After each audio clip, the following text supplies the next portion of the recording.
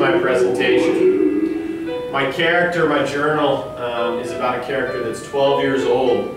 He's a slave, and he has a twin sister. He's extremely close with this twin sister, but his life is plagued with tragedy.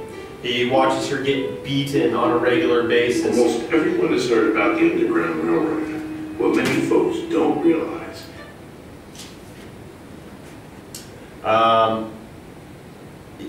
He watches her get beaten on a regular basis. Eventually, she ends up getting sold right after the attack on Fort Sumter. And this event, this selling of his twin sister, who he's extremely close with, is devastating to him. It rips him apart, it tears him apart. It's worse than any other cruelty that he's ever experienced at the hands of his slave master.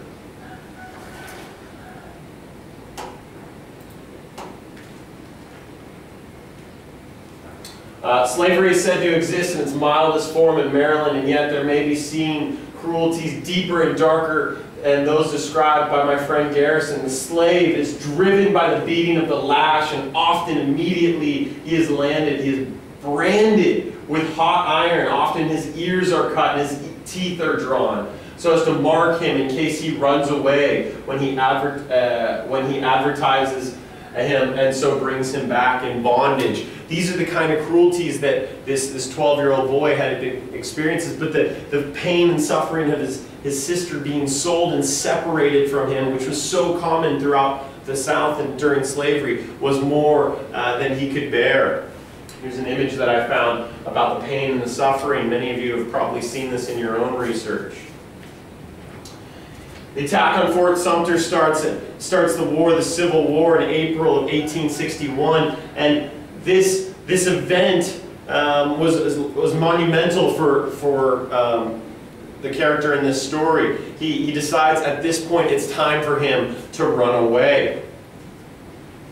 He has a chance meeting with someone, another runaway slave, and who hated slavery so decidedly, in such a clear, common sense-like view of the evils and misery of the system, that he declared as a matter of principle that he refrained from marrying because he didn't want to experience the suffering that this boy just went through, of being split apart. He didn't want to be married and then have his wife sold off, just like the boy and his twin sister. So what he does is he sees a likeness in this young man, and he takes him under his wing, and he decides to carry him to freedom, to the north. And they take a route along the Underground Railroad.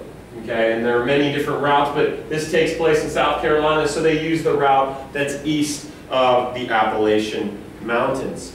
There's many close calls along the way. They come in contact with a Confederate soldier, and they end up convincing the Confederate soldier to let them go. They explain the evils of slavery.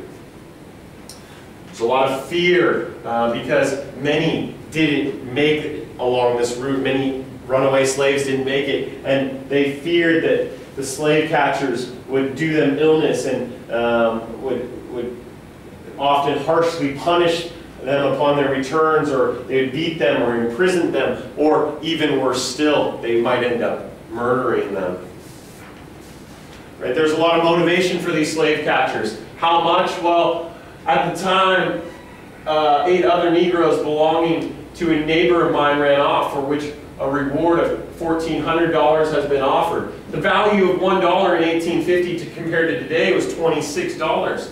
$1,400 in 1850 was $36,000. This was big business, this slave catching.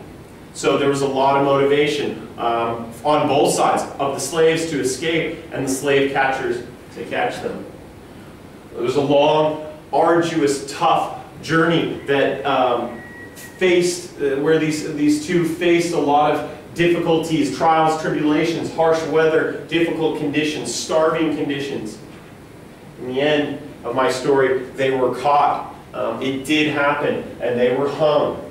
It was devastating, and it's a part of slavery that is a black mark upon the United States history, but it did happen, and that's how my story wrapped up, and with this 12-year-old boy being hung alongside this other runaway slave that took him under his wing.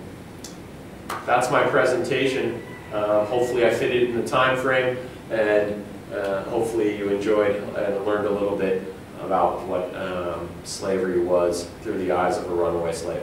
Thank you.